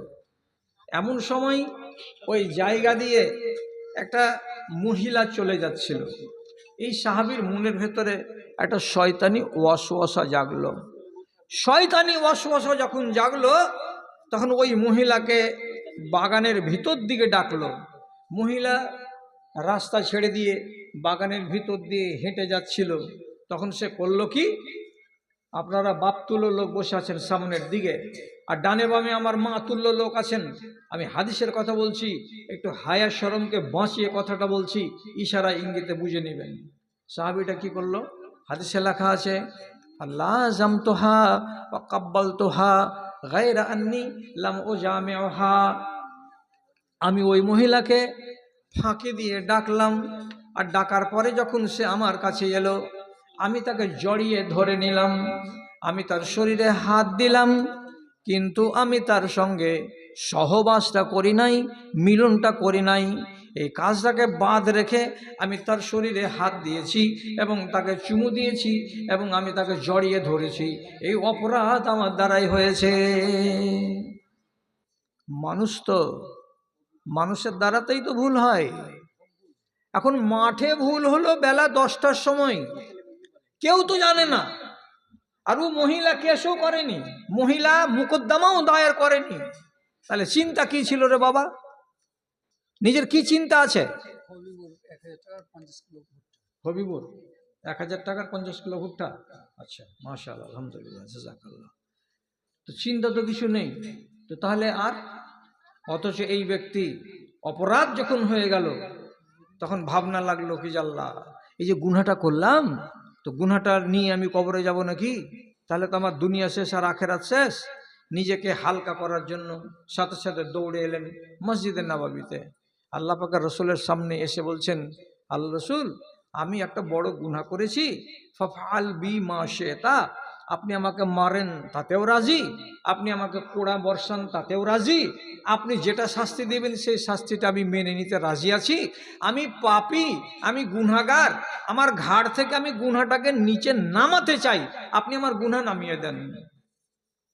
চিন্তা করেন, রাসূলুল্লাহ বয়ানটা শুনলেন, শোনার পরে তখন বলছেন যে তুমি কি এখানে এসে মসজিদে নববীতে আমার পিছন দিকে দাঁড়িয়ে কোনো নামাজ পড়েছ? বলছে জি, আপনার পিছনে দাঁড়িয়ে আমি তো জোহরের নামাজ আদায় করলাম। তখন নবী করিম সাল্লাল্লাহু আলাইহি সাল্লাম তাকে সান্ত্বনা দিয়ে বলছেন, ইন্নাল হাসানাত ইউযহিবনা সাইয়্যাত। বাবা ধন, একটা মানুষ যদি পাপ করে আর পাপ করার খানিকক্ষণ বাদে সে যদি অনুশোচনা প্রকাশ করে এবং নিজে লজ্জিত হয়, লজ্জিত যদি হয়, তাহলে আল্লাহ তাআলা তার গুনাহগুলোকে রাখেন না। কেন যে বান্দাটা ভুল করেছে আর করার পরে সে লজ্জিত হয়েছে, আর লজ্জিত হওয়ার পরে আমার কাছে ক্ষমা চেয়েছে, তখন আল্লাহ বলছেন আমি এই বান্দার উপরে আর নারাজ হয়ে থাকি না, আমি তাকে ক্ষমা করে দেই। তাহলে মানুষটা করলো পাপ, আবার এইখানে এসে কি করছে? মাপ চাইছে। এই জায়গাটাই হলো আপনার জন্য টার্নিং পয়েন্ট। ইস্তেগফার আপনি করুন, তাহলে আপনার কল্যাণ, ঘাট থেকে পাপ নেমে যাবে। আর জানেন, যেটা বললাম আব্দুল্লাহ আজিদের ছেলে 50 কিলো ভুট্টার 50 কিলো ধান দিলাম। আচ্ছা, তো লিখে রাখো, যদি এই কাজ শুরু করি তো এদিক বন্ধ হয়ে যাবে, আর যদি এটা না করি লিখে রাখো, তাহলে এটা খানিকক্ষণ চালাতে পারবো, যেটা খুশি সেটা করো। হ্যাঁ, কি বলছিলাম? গা থেকে পাপটাকে নামাতে হবে, পাপকে ঘাড়ে করে নিয়ে কবরে যাবেন না। আপনি জানেন নমাজটা কত ভালো জিনিস আপনার আর আমার জন্য? আপনি খেয়ালই করেননি জীবনে যে নমাজের ভিতরে দাঁড়িয়ে নমাজটাকে শেষ করতে গিয়ে আমি আল্লাহ তাআলার কাছে 4 বার মাপ চাই। আপনি তো বলবেন এখন কই, আমার তো মনে পড়ে না, আমি তো 4 বার মাপ চেয়েছি, তুমি বলছো কথাটা, তা আমার তো মনেই পড়ে না যে আমি কখন আল্লাহ তাআলার কাছে মাপ চাইলাম। নমাজ এমন একটা ঔষধ, আপনার সমস্ত পাপকে ধুয়ে দিবে। জি, এটা কথা মনে রাখবেন। কারণ রাসূলুল্লাহ হাদিসে বলছেন, কুমু ইলা নিরানিকুমুল্লাতী আওকাদতুমুহা ফাতফিউহা বিসসালাতে। ও মানুষেরা, হাটে যদি আগুন লাগিয়ে থাকো নিজের কপালে, মাঠে যদি আগুন লাগিয়ে থাকো নিজের কপালে, চায়ের দোকানে বসে বসে যদি আগুন জ্বালিয়ে থাকো নিজের কপালে, তাহলে যেখানে আগুন জ্বালাও না কেন, আল্লাহর ঘরে যদি মসজিদে এসে নামাজে দাঁড়াও, তাহলে নমাজ তোমার মাঠের আগুনকে মুছে দেবে, তোমার চায়ের দোকানের আগুনগুলোকে মুছে দেবে, তোমার ঘাটের আগুনকে আল্লাহ তাআলা নমাজের মাধ্যমেই মুছে দেবে। আপনি বলবেন হাটে কেমন করে আগুন জ্বালালাম? মিথ্যা কথা বলে যদি সামান বিক্রি করেন তকদিরে আগুন জ্বালিয়েছেন, চায়ের দোকানে বসে বসে যদি গিল্লা গুজব করে থাকেন নিজের কপালে আগুন জ্বালিয়েছেন, খেতি বাড়ি করতে গিয়ে যদি কোনো মানুষের জমিকে ইচ্ছাকৃত 2 আঙুল চেপে দিয়ে থাকেন কিংবা কাউরি ফসলকে কেটে নিয়ে নিজের গরুকে খাইয়ে থাকেন, তাহলে মাঠে গিয়ে আপনি আগুন লাগিয়েছেন নিজের কপালে। যেখানেই আগুন লাগান না কেন ওই আগুনটা মাঠে গিয়ে নিভাবে না, ওই আগুনটা বৃহস্পতিবারের হাটে গিয়ে নিভাবে না, ওই আগুনটা চায়ের দোকানে নিভাবে না। আগুনটা যদি নিভাই তো মসজিদে নিভাবে। আর কেমন করে নিভাবে? তো রাসূলুল্লাহ বলছেন নামাজের মাধ্যমে নিভাবে। কেমন করে যে? তো কেউ বলেনি আপনাকে? যদি না বলে থাকে তো আমি বলে দিচ্ছি আপনাকে।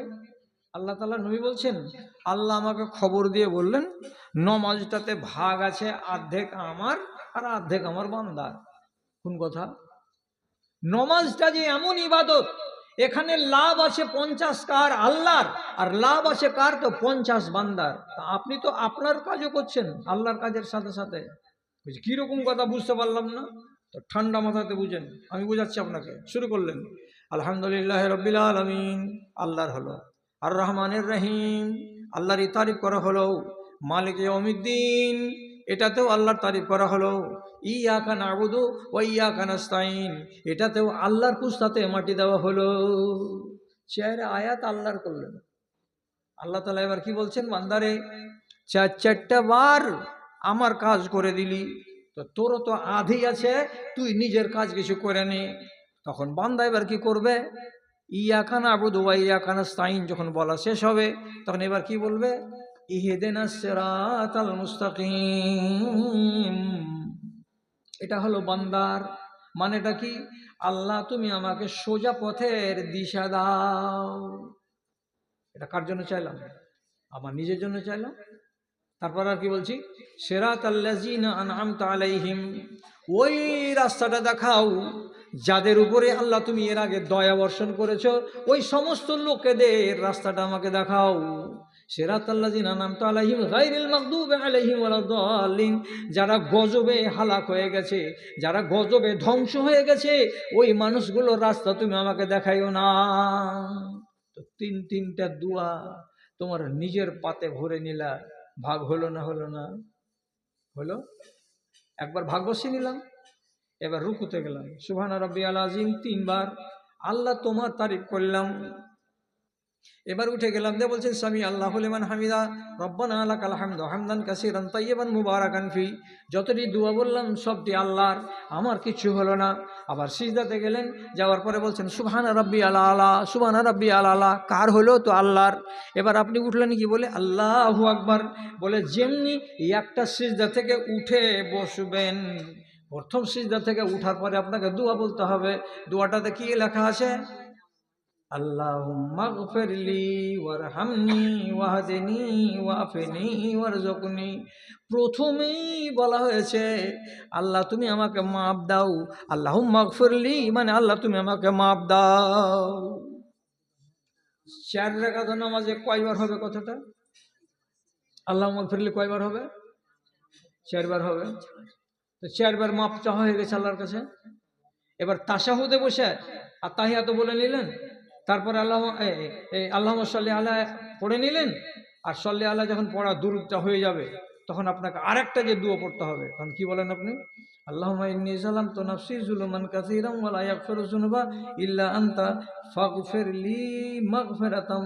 কি বললাম? ফাগফিরলি মাগফিরাতাম মিন ইনদিকা। আল্লাহ তুমি আমাকে মাফ দাও।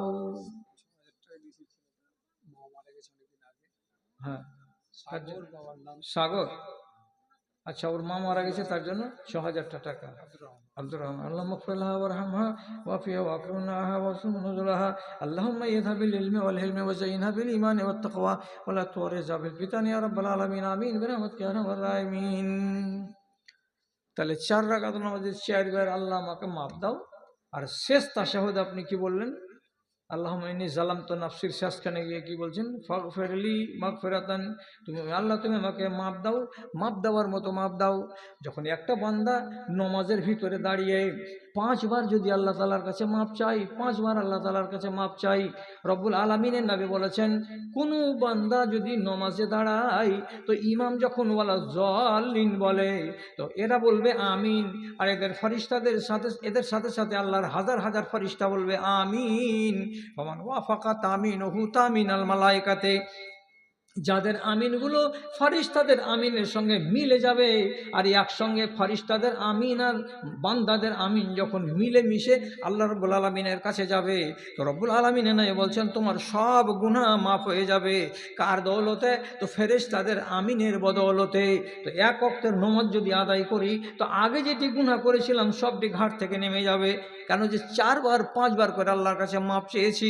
আর রব্বুল আলামিন বলছেন কোরআন মাজিদে, ফাকুল তাস্তাগফিরু রাব্বাকুম ইন্নাহু কানা গাফারা, তোমরা আল্লাহর কাছে মাপ চাও। আল্লাহ তাআলা বলছেন তোমার কাজ হলো পাপ করা, আর আমি আল্লাহ আমার কাজ হলো মাপ করা। তো ঘাট থেকে পাপটাকে নামান। রমজান মাস তো চলে যাচ্ছে, এই মাসে আপনাকে একটা সুযোগ নিতেই হবে। আর এই সুযোগে আপনি কি করবেন? নিজের কাঁধ থেকে, নিজের ঘাট থেকে পাপটিকে সমস্তকে নামিয়ে নেবেন। যদি কোনো ভাইয়ের ইচ্ছা থাকে আর আকাঙ্ক্ষা থাকে যে আমি আমার গাটাকে সুন্দর করব, পরিষ্কার করব, তাহলে করা যাবে, ইচ্ছা করলেই করা যাবে। আমি আপনাকে একটা দোয়া বলছি, যদি দোয়াটাকে লিখি তো এই আঙুলটাতে এঁটে যাবে। আর যদি আমি এখানে আপনাকে 3 বার বলি, আপনার মুখস্থ হয়ে যাবে। দোয়াটাকে সকালবেলায় ফজরের নামাজ পড়ার পরে বলতে হবে 100 বার, আর মাগরিবের নামাজ পড়ার পরে বলতে হবে 100 বার। টাইম লাগবে কত? 4 মিনিট। এই সময়টা দিতে পারবেন কি? ফজরের নামাজের পরে 100 বার, আর মাগরিবের নামাজের পরে 100 বার। তাহলে কি লাভ হবে?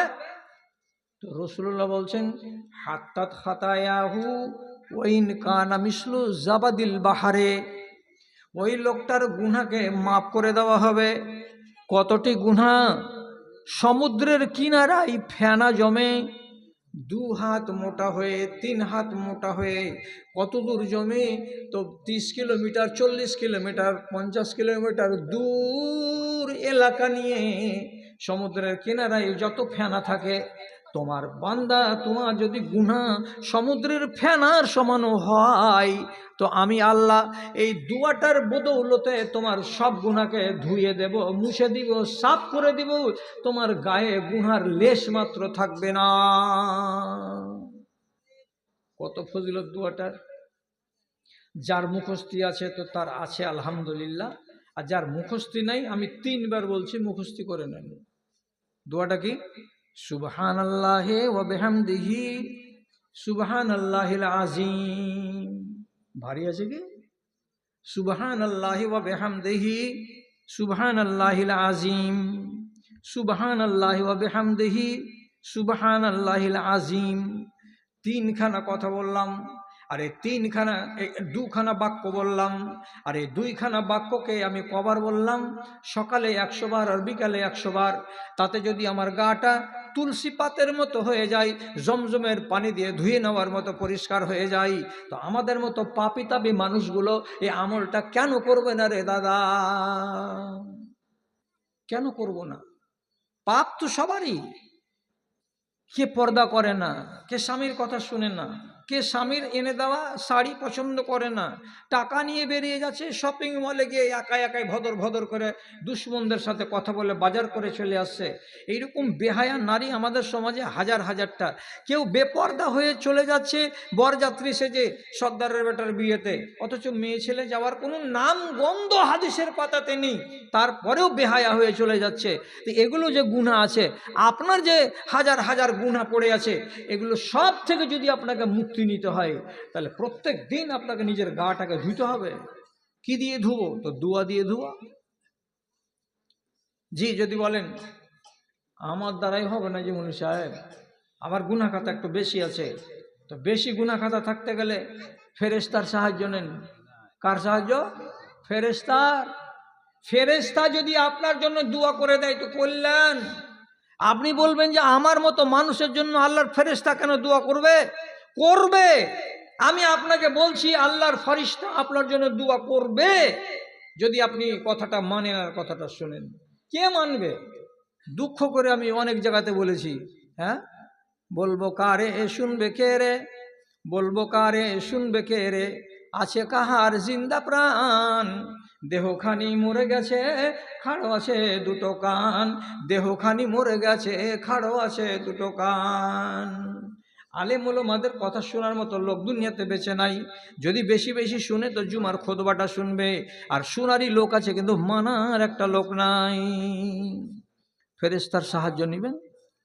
ফেরেশতা যদি আপনার হয়ে দোয়া করে দেয়, বাস আপনার কল্যাণ। যে নিব নিব, ফেরেশতার সাহায্য কেমন করে নেব মাওলানা? তো আপনাকে একটা ছোট্ট আমল বলছি, পারলে করেন, না পারলে না করেন। আমি তো আপনাকে জোর জবরদস্তি করতে আসিনি। রাসূলুল্লাহ বলছেন, মান বাতা তাহিরান, কোনো মানুষ সারাদিন নমাজ রোজা কতটা করলো না তার ব্যাপার। ইশারের নমাজের পরে খানা টানা খেয়ে দে, যখন ঘুমাতে যাবে তখন ধরে নেন ঈশা নামাজের পরে আধা ঘন্টা 1 ঘন্টা সময় এদিক ওদিক করে দেওয়ার পর যখন ঘুমাতে যাবে তখন তাকে একটা কাজ করতে হবে। কাজটা কি? ওযু করে ঘুমাতে হবে, ওযু করে বিছানায় যেতে হবে। আপনি যদি বলেন ওযু আছে বলে সাহেব, ফের ওযু করতে হবে। ওটা নামাজের জন্য ওযু করেছিলেন, ওযুটা আছে কি না আছে মনে নেই, ওযু করে নেন। আপনি বলবেন নামাজ পড়তে হবে নাকি? না, নামাজ পড়তে হবে না। আপনি নামাজের জন্য ওযু করছেন না, ওযুটা করলেন, করার পরে নিজের বিছানাতে শুয়ে যান। তবে শর্ত হলো 1 নম্বর, বিছানাতে যেন কোনো ছোট ছেলেপিলার কোনো পিশাব না থাকে। আপনাদের নিজেদের স্বামী স্ত্রীর কোনো রকমের কোনো ধরনের ওইখানে যেন না পাকি বিছানাতে যেন না থাকে, বিছানা যেন পাক হয়। এবার আপনি অজু টজু করে শুয়ে গেলেন, শুইবার কারে আদবটা মেনে শুইতে হবে। কেমন আদব? হাতের তালুটা ডান হাতের ডান গালের উপরে দিতে হবে। প্রথমেই আপনাকে ডান দিকে বালিশে মাথাটাকে এমনি করে কাত করে রেখে ঘুমাতে হবে। আর ঘুমাবার আগে তারপরে আপনাকে দোয়া পড়ে নিতে হবে। 1 নম্বর দোয়া, ঘুমাবার দোয়া। বলুন আগাদিকার লোক, কি দোয়া বলে ঘুমাবো? কি দোয়া বলে ঘুমাবো? চালা করেন, চালা করেন। মৌলবীরা চালা করবেন, আপনি চালা করবেন না? দামাইপুরটা কোথা, কোন কোন গ্রাম এটা? ইরফান মৌলবীর টোলা গ্রাম নয় এটা? এই আরে না, ইরফান মৌলবীর দেশ কি না? মালদহ জেলার নাম করা আলেমে দিন, সেই গ্রামের লোক। ডালপালা হয়ে গেছে, ভাগযোগ হয়ে চলে এসেছেন এখানে নতুন দামাইপুরে। কেন? আপনি ঘুমাবার কালে আপনাকে কি বলতে হবে? আল্লাহুম্মা বেইসমিকা আমুতো ওয়াহিয়া, দোয়া পড়া হলো। এই দোয়াটা তো পড়লেন কমন সাধারণ দোয়া। সাধারণ দোয়া কার মনে আছে? আল্লাহ। 100টা লোকের ভিতরে 10টা 20টা 30টা লোক আছে যে ওর খাইনির চুটপুটি যতক্ষণ আছে ততক্ষণ আর দুনিয়াতে উমাইতে আছে। আর যখন খাইনি ঠান্ডা হবে তখন কখন দিন চলে আসবে। ও দোয়া পড়বে কি? পড়বে না। 20টা ছেলে এমন আছে পাবজি গেম খেলতে খেলতে কখন দিন চলে এসছে, ওকে দোয়া পড়বে? ও দোয়াই তো পড়বে না। 20টা লোক এমন আছে যে গাঁওয়ার, ও কোনো দোয়াই শিখেনি দুনিয়াতে, জীব জন্তুর মতন খাইছে আর পাঁচতলাতে যায় ঢালছে। দোয়া প্রত্যেক জায়গাতে আছে। আপনি আল্লাহুম্মা বিইসমিকা আমুতু ওয়াহিয়া দোয়াটা পড়লেন, এটা হলো কমন দোয়া। আর তারপরে যেটুকু আমল বলছি, ডান হাতটাকে ডান গালের উপরে দিয়ে বালিশে ডান দিকে মাথাটাকে রাখতে হবে আগে। তারপরে নিদ্রা যখন চলে আসবে, বামে হোক নেই ডানে হোক নেই, যেদিকে মন সেদিকে হোক, আর ওই শুয়ে যাওয়ার পরে এটা দোয়া যখন পড়া হয়ে গেল, তারপরে আর একটা দোয়া বলতে হবে। যদি মুখস্থ না থাকে, জামাল উদ্দিন মুলবিকে কালকে বলবে যে তোমার মাওলানা বলে দিয়ে গেছে, তুমি দোয়াটা লিখে দাও। এই দোয়াটা কি বলতে হবে? আল্লাহুম্মা কিনি আযাবাকা ইয়াউমা তাবআসু ইবাদাকা। আল্লাহুম্মা কিনি আযাবাকা ইয়াউমা তাবআসু ইবাদাকা। একবার যদি দোয়াটা বলে নেওয়া যায়, রাসূলুল্লাহ বলছেন কিয়ামতের দিন হাসরের ময়দানে তুমি দাঁড়িয়ে থাকবে, তো তোমার পাগুলো এলোমেলো হবে না, টলমল টলমল করবে না, যেদিক সেদিক তুমি পড়ে যাবে না, স্থির হয়ে দাঁড়িয়ে থাকতে পারবে। এই দোয়াটার এত ফজিলত আছে, এটা বলে নেবেন। আর নেওয়ার পরে এবার আপনি ঘুমিয়ে গেলেন, যখন ঘুমিয়ে যাবেন তখনও লাভ আপনার। কি লাভ? ওযু করে ঘুমিয়েছেন। তার জন্য রাসূলুল্লাহ বলছেন, মান বাতা তাহিরান বাতা ফি শিআরিহি মালাকুন। আপনি কম্বলটাকে টেনে নিলেন, মাথাটাকে ঢেকে নিলেন, আর নেওয়ার পরে ঘুম দিয়ে দিলেন। যখনই রাতের বেলায় একবার আপনার ঘুমটা ভাঙবে, কারণে ভাঙুক কিংবা অকারণে ভাঙুক, পিশাবের জন্য ভাঙুক কিংবা পায়খানার জন্য ভাঙুক, কট ঘুরবার কালে যদি ভেঙে যায়, তো যতবার আপনার ঘুম হালকা হবে ভাঙবে, ততবার আপনার ল্যাপের তলাতে রব্বুল আলামিনের পক্ষ থেকে একটা ফারিস্তাকে নিযুক্ত করে দেওয়া হয়, আর তাকে বলা হয়, এরে ফারিস্তা, যতক্ষণ পর্যন্ত তার কানে হাইয়া আলাল ফালাহ ফজরের আজান না ঢুকবে, ততক্ষণ পর্যন্ত তার কম্বলের ভেতর থেকে বের হতে পারবি না। আর যতবার করে আমার বান্দা জাগবে, ততবার করে তোমাকে বলতে হবে, আল্লাহুম্মা গফির লি আবদিকা ফুলানুন, এ আল্লাহ তোমার অমুক বান্দাকে মাফ করে দাও, যে বান্দার ল্যাপের তলায়, যে বান্দার কম্বলের তলায় আমাকে তুমি ডিউটি দিয়েছো, আর আমি এখানে জেগে বসে আছি।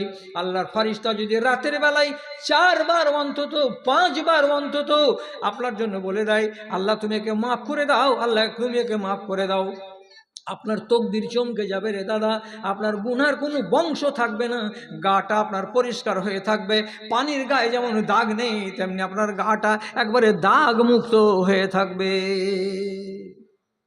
মানো তো মানো, না হয় পা দিয়া সাম, মানো তো জড়ি, না মানো তো বনের খড়ি। কি গুনাহগার দুনিয়াতে বেশি আছে, পাপী লোকের সংখ্যা দুনিয়াতে বেশি আছে, নেককার লোকের সংখ্যা দুনিয়াতে কম আছে। এই কথাটা আপনি শিখেন আমার মুখ থেকে। মুসলমানদের জীবনের দিকে তাকান, গুনাহগার বেশি না নেককার বেশি। আমি আর লম্বা করব না, কেন যে ঘড়িতে 12টা বাজতে চললো, একটুখানি কাজ করতে হবে আমাদেরকে। হ্যাঁ, তো যদি আপনি মনে করেন যে না গুনাহগার হয়ে বাঁচব না, নেককার হয়ে বাঁচব, তাহলে সোজা সোজা কথা বলছি, দুনিয়াতে যদি সুখী হন, আখেরাতে দুঃখী হবেন, আর দুনিয়াতে যদি দুঃখী হন, আখেরাতে আপনি সুখী হবেন। যারা দুনিয়াতে কষ্ট করবে তারা আখেরাতে কষ্ট করবে না, আর যারা দুনিয়াতে শুধু লাট সাহেবি করবে তারা শুধু আখেরাতে কষ্ট করবে। কেন? আজকের জালসার শেষ কথা, দুনিয়া হলো দুটা, আর আল্লাহর নিয়ামত হলো দুটা, একটা হলো সুখ আর একটা হলো দুঃখ। দুটো জিনিসকে রব্বুল আলামিন ভাগ করেছেন দুটা দুনিয়ার সাথে। একটা দুনিয়া হলো এইটা, আর একটা আখেরাত। দুনিয়া এবং আখেরাত, তো মশলাটা কি? এই দুনিয়াতে যদি আপনি দুঃখী হয়ে থাকেন, আখেরাতে আপনি সুখী হবেন, আর এই দুনিয়াতে যদি আপনি খুব সুখী হয়ে থাকেন, আখেরাতে আপনাকে দুঃখী হইতে হবে। বুঝতে পারলাম? এই দুনিয়াতে আপনি দুঃখী মানে কি? দুঃখী মানে হলো এই, চোখে টাটি দিয়ে আছি, যেটা মন সেটা দেখি না, কানে টাটি দিয়ে রেখেছি, যেটা মন সেটা আমি শুনি না, মুখে টাটি দিয়ে রেখেছি, যেটা মন সেটা আমি খাই না এবং কথা বলি না, এবং আমি আল্লাহর আইনকে মেনে চলেছি। আমাকে কষ্ট করতে হবে। কেমন কষ্ট করতে হবে? ফজরের বেলায় শীতের দিনে জানুয়ারি মাসে ওযু বানাতে হবে, নামাজ পড়তে হবে, এটা হলো কষ্ট। যারা এই দুনিয়াতে কষ্ট করে নিবে তারা ওই দুনিয়াতে আরাম করবে, আর যারা এই দুনিয়াতে আরাম করে নিবে তার কপালে কষ্টটা বাকি থেকে যাবে। তার জন্য বলছি, এই দুনিয়ার দুঃখে আছে ওই দুনিয়ার আলো। দুঃখে যারা হার মানে না তাদের হবে ভালো রে, তাদের হবে ভালো। আল্লাহ ধরে ধন্য হারে জীবন কর সফল। তুই দুনিয়াতে মানুষ হয়ে কেন এলি বল? তোর আমলে যা আভাস মিলে যাবি রসার তল রে, যাবি রসার তল। তুই যেমন খাস রে নাদান পশু তেমন খাই, বন্দেগি না থাকলে দুয়ে কোনো তফাৎ নাই রে, কোনো তফাৎ নাই। কথাটা মোর উচিত কিনা সত্যি করে বল, তুই দুনিয়াতে মানুষ হয়ে কেন এলি বল? শ্রেষ্ঠ হয়ে জন্ম লয়ে লজ্জা নেই যে তোরে, শ্রেষ্ঠ হয়ে জন্ম লয়ে লজ্জা নেই যে তোরে। ভণ্ডামিতে মন পেতেছিস, ইমান নেই তোর ঘরে রে, ইমান নেই তোর ঘরে। রোজ হাসরের কঠিন দিনে খাটবে না তোর ছল, রোজ হাসরের কঠিন দিনে খাটবে না তোর ছল। তুই দুনিয়াতে মানুষ হয়ে কেন এলি বল? তোর আমলে যা আভাস মিলে যাবি রসার তল রে, যাবি রসার তল। আল্লাহ আপনাদের হায়াতটাকে বাড়িয়ে দিন, এই রমজান মাস থেকে আপনাদেরকে উপকৃত হওয়ার আল্লাহ তাআলা সুযোগ দিন, এবং ইস্তিগফারটাকে আর 3টা দিন বাকি আছে, এশা নামাজের পরে একা একাই মুসাল্লাতে বসে বসে আমলটা করেন। আর 2-3টা দিন আমার বাপজানেরা ভাইজানেরা ফজরের নামাজের পরে আর মাগরিবের নামাজের পরে সুবহানাল্লাহি ওয়া বিহামদিহি সুবহানাল্লাহিল আযীম এই ওয়াজিফাটা পাঠ করেন। 1 বছরের মতো গাটাকে পরিষ্কার করে নেন। তারপরে আবার শুরু হবে রমজানের পর শাওয়াল থেকে আপনার নতুন বছর, তারপরে ফের আবার দেখা যাবে আপনি কি করলেন আর আপনি কি করলেন না। কথাটা মনে যেন থাকে। এখন আমাদের অল্প অল্প একটু সময় হাতে আছে, তারপরে আপনিও আরাম করবেন, আমার মা খালারা আবার একটু আরাম করবে, আর করার পরে তখন তাদেরকে রান্না বান্নায় যেতে হবে। আমি আপনাদের সামনে 2টো কথা বলছি, শুধু শেষ কথা, শেষ 2টো কথা কি বলছি, শেষ 2টো কথা কি বলছি। আমি শামসি থেকে এসেছি আপনাদের মেহমান হয়ে। আগে যারা যারা দিয়ে দিয়েছেন ভালো কথা দিয়ে দিয়েছেন, অসুবিধা নেই। এখন আমার হাতে আপনাকে শুধু হাজিরি দিতে বলছি আল্লাহর ওয়াস্তে। আপনি 20 টাকা দেন, 30 টাকা দেন, 50 টাকা দেন, 100 টাকা দেন, কিছু একটা দেন। আমার হাতখানে আসুক, আর হাতখানে আপনার হাত আমি ঠেকাই, একটু দোয়া করি। এক মজলিসটাকে ছেড়ে যায়েন না, সব শেষখানে একটু সংক্ষেপে দোয়া করব। দোয়াটাতে আপনারা আমিন বলবেন, আর বলে এখান থেকে আমরা বিদায় হয়ে যাব। আর আরেকটা রব্বুল মন্ডল 20 ব্যাগ সিমেন্ট, 1 কুইন্টাল ভুট্টা, আলহামদুলিল্লাহ মাশাআল্লাহ। আমার ভাই মা অসুখ হয়ে আছে, তার জন্য 500 টাকা। আযবিল্লাহ রাব্বান নাস ইশফান্তা শাফি লা শিফা ইল্লা শিফাউকা শিফান লা ইউগাদিরু সাকামা। আর একটা কথা বলছি, কথাটাকে খারাপ সেন্সে নিয়েন না। আমি মানুষের খিদমত করার উদ্দেশ্যে অনেক মেহনত করি। আমি রমজান মাসে আলহামদুলিল্লাহ আমার ভাইজান 500 টাকা মসজিদকে মনে করে দিয়েছেন, আল্লাহুম্মা সাল্লি আলাই আল্লাহুম্মা বারিক আলাই। আচ্ছা, আপনারা দ্বীনি কিতাব পড়ার হালকা করে অভ্যাস করেন। ছোট ছোট কিতাব, এই মোটা মোটা কিতাব 400-500 টাকা দিয়ে কিনতে পারবেন না। ছোট ছোট দ্বীনি কিতাবগুলোকে মাঝে সাঝে একাধ করে বাজার থেকে নিয়েন, ইমানগুলো ভালো থাকবে। আপনাকে বলছি 100 পাতার একটা কিতাব আজ আপনার কাছে যাবে। কিতাবটার নাম হলো জান্নাতে যাওয়ার উপায়। জান্নাতে যাওয়ার উপায়। জান্নাতে যাওয়ার উপায় হলো 35টা। একটা উপায়কে আপনি পছন্দ করেন, করে আমলটা করেন ওইটার উপরে। তো 100 পাতার বইখানা সুন্দর করে ছাপিয়ে আনা হয়েছে। আপনাকে 3 কাপ মাটির ভাঁড়ের চায়ের দাম 3 × 30 টাকা লাগবে। আপনার বিবি পড়বে, বেটি পড়বে, আপনার বৌমা পড়বে, আপনি নিজে পড়বেন। যখনই একটু আরাম পাবেন একটা পড়েন, আজকে কালকে একটা পড়েন। কোনো একটা আমল যদি আপনাকে ভালো লেগে যায় 35টার ভেতরে, তো ওইটার উপরে আমল শুরু করে দিবেন, ইনশাআল্লাহ আপনার কাজ দিবে। জান্নাতে যাওয়ার উপায়, 30টা টাকা দামের 100 পাতার বই। কাউরি নেওয়ার ইচ্ছা থাকলে যান, ওই কোনাখানে কেউ আসো জি, যাও ওই কোনাখানে যাও, এখানে তুমি থাকিও না, ওই কোনাখানে যাও। কোনো ভাইয়ের যদি মন হয়তো নিবে।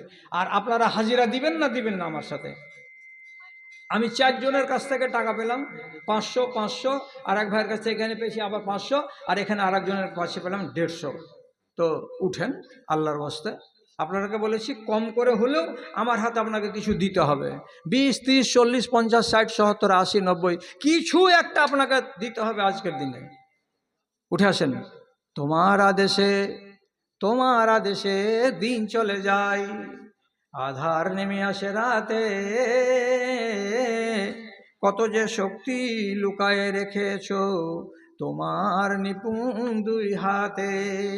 অল্প করে চেয়েছি হাজিরি, দেখেন। আচ্ছা আলহামদুলিল্লাহ, আমার ভাই কথা শুনেছেন, আগে দিয়েছেন, আমার কথা শুনে এখন দিয়ে দিলেন আবার 50 টাকা। তোমার আদেশে দিন চলে যায়, আধার নেমে আসে রাতে, কত যে শক্তি লুকায়ে রেখেছো তোমার নিপুণ 2 হাতে। আলহামদুলিল্লাহ। বড় ভাই 100 টাকা দান কবুল করো পাক সুবহান। আরেকজন নওজোয়ান এখানে এসে দিল 500 টাকা, আল্লাহ তুমি তাদের প্রতি হয়ে যাও সখা। আরেকজন দাদাজি এখানে আসিয়া 100 টাকা দান দিল তোমারও লাগিয়া। আরেকজন আমার ভাইজান এখানে দিছিল 560 টাকারা তোমার রায়ে পাঠাইল। ইহকাল পরকাল করগ মঙ্গল। রব্বানা তাকাব্বাল মিন্না ইন্নাকা আনতাস সামিউল আলিম। আমিন আমিন বেরহমাতিকা ইয়া আরহামার আরহামার রাহিমিন। ওই যে কোনাখানে, ওই যে তিরপালের কোনাখানে পাঠিয়ে দাও, কাউকে একটা পাঠিয়ে দাও।